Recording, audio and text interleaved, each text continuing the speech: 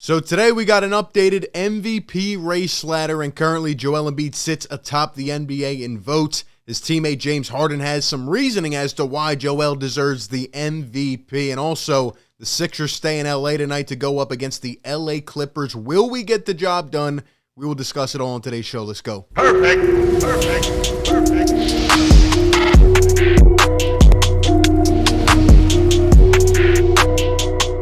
What is going on, everybody? RB here. Welcome on into Philly Take with RB, your number one hotspot for Sixers coverage 24/7.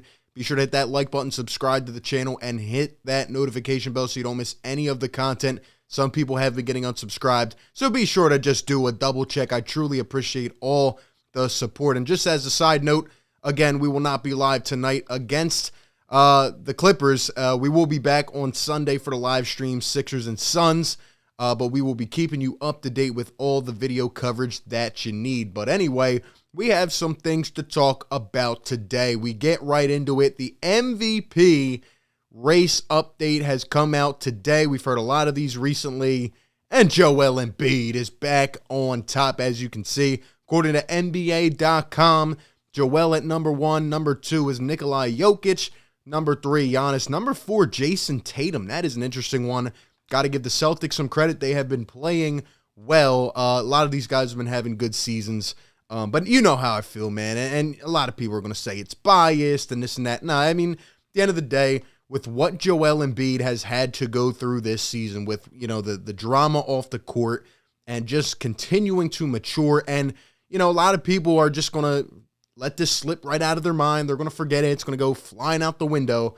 But let's be honest, for about, 53 games, whatever it was, Joel Embiid had to carry an entire team on his back. And if you watch the games, if you watched them every night in, night out, Joel Embiid, man, he was putting a lot of tax on his body. I mean, we were struggling, you know, late in the game against some of these subpar teams, and Joel Embiid and his monstrous performances really took us over the top. And if you had told me, right, that here on March 25th, the Sixers, with 10 games to go in the regular season, would be sitting in the 3 seed. We were in the 2 seed. Milwaukee won. We have a chance to time tonight. But, you know, pretty much in the 2, 3, 4 slot, sitting at 45-27. If you had told me that based off all the drama and everything that had gone on earlier this season, I would have said you are crazy. Now, I did say we would end up being the 4 seed at the beginning of the year, but I said that's subject to whatever happens. Who knows, right?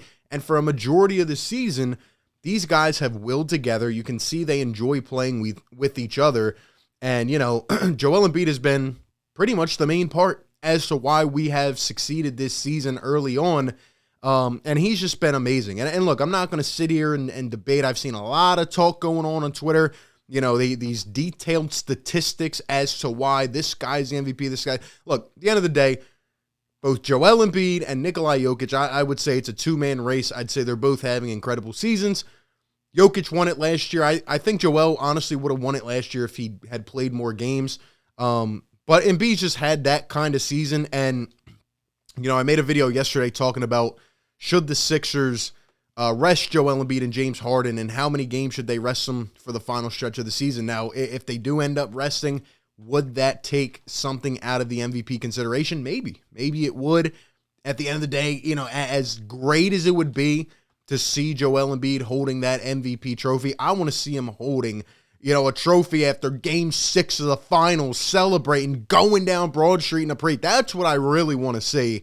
But man, it still would be sweet to see him hold that MVP trophy, and he deserves it. You know, I think this is the year where Joel pulls it out, and I hope, you know, the people with the vote, the writers and all agree with that. I really hope they do. But anyway, James Harden had something to say about it. Here's what he had said. This comes from an article from Ramona Shelburne, posted on ESPN. James Harden says, quote, "He wants to win. Some guys just want numbers, but he has both." And I mean, the facts are there. The facts are there. He's averaging almost 30 points a game, 29.8 as of right now. I hope he can get to 30. You know, we haven't had a big man average 30 since Shaq. He's averaging 11-plus rebounds. He's shooting almost 36% from deep. Just you know, a lot of insanity from a man of his size. And we've said it all year. And he's come up clutch. You know, he's in the big moments. And there's just games where you just can't stop him. And to see the growth throughout his career has been sensational. It really has. And I hope Joel can stay right there. And I love James Harden publicly supporting his teammate. A lot of people wanted to throw shade at Harden, talking about, well, he doesn't like his teammates and he's not a good, partner in a partnership with 2-3 stars, whatever. Well, Harden's out here supporting his guy, and we all are. And I hope Joel continues to strive, man. And I hope he is healthy come playoff time, because I think he's going to actually be very dangerous, especially without a guy clogging up the paint in his way. So we'll see what happens. We'll see what happens. Sixers got to keep getting better. I just wanted to end this off here today by just talking for a few minutes about this game tonight. Obviously, we have the Clippers tonight.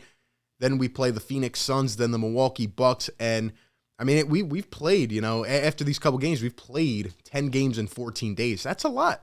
That's a lot. And we have 10 games to go in the regular season. And the most important thing is getting right, getting our bodies and minds right, and just having this team clicking come playoff time. Because as you know, there can be a lot of talent, and usually one of the teams with the most talent wins, but you also have to be on, right? You have to catch that groove at some point.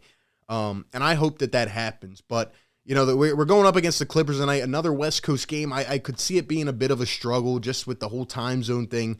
Clippers are 36-38. They're under 500. They're sitting in the 8 seed. By the way, the Nuggets are in the 6 seed. They honestly could fall to the 7. It's an interesting race in both conferences. But and that's another thing I wanted to say about the Sixers. Like, if they do finish in a top 2, top 3 seed, there's no denying that Embiid probably wins the MVP, right? Just based off how it's went. But anyway, the Clippers, sitting in the 8 seed, and, they're not going to have Paul George, of course, and Kawhi, and Norman Powell's out. Robert Covington is on the injury report. I don't know if he's going to play. I remember those comments he made a couple weeks ago. Who knows, right? But last time the Sixers let one slip against the Clippers, it was pretty ironic how Doc Rivers going up against the Clippers, and we choked the lead, and the Clippers came back and beat us. But, they were hot at that time. I don't think they're the same team. And I just don't, they have some talent. They definitely are going to be good in the future. I just don't know if they have it right now. And I know they're fighting for a playoff spot. They're probably going to be a play-in team. Let me be honest. The Sixers should come out and wipe the floor with them tonight. They really should. Now, I don't know if Embiid and Harden are going to play. Neither were on the injury report as of yesterday. And again, I don't know what the plans are for resting these guys in the last 10 games. I said yesterday, I would probably rest them at least 4 to 5 games, because I need them to be right come playoff time. And that kind of speaks to another thing I want to see both tonight on Sunday. We need to see more of this depth, because now we're getting in a groove for a couple games where our bench pieces are stepping up. Is it going to be Shake Milton consistently? Is it going to be Furkan Korkmaz? What do you do with Danny Green, DeAndre Jordan? Will Doc Rivers ever play Charles Bassey or Paul Reed? Look, I told you guys weeks ago, probably not. That's just not Doc's MO. I understand the frustration. I just don't see him playing those guys. So DJ's got to get more consistent, and, man, we need to figure out this rotation. We do, because come playoff time, we saw the flaws last year. We saw the troubles, and we can't have these questions in 9 games when we're 1 game away from going to the playoffs. We need to figure it out. And I think this stretch would be a good time for more of these depth pieces to kind of get a shot. Even if you want to plug an Isaiah Joe in there, I don't even think he'll see the playoffs, but why not give a shot, right? I told you guys, what did I say? Furkan Korkmaz had an amazing game against the Heat. He is now back solidified in the rotation. It's just how Doc works, and he's going to lean towards the veteran experience. But I want to see guys get their rhythm going. I want to see another great game from Maxey. I just want to see the aggression. It was slipping up again against the Lakers, and we need to find that consistently, because when we play hard, when we play together, when we look right, this team can be good. This team can be really good. So I hope we get that going. I hope we don't let one slip tonight. Definitely would be a great win, because then even if we lose 1 out of 2 to the Suns or the Bucks, we're more comfortable. And again, it's a tight race. Boston's creeping up on us. We're sitting in the 3 seed right now. Like I said yesterday, I don't care who we play. I just want to go out and prove that we are a solid team, and I hope we can continue to win games here like this one tonight. That's the goal, man. Just keep winning, get in the right mindset, and get ready for the playoffs. But, hey, those are just my thoughts.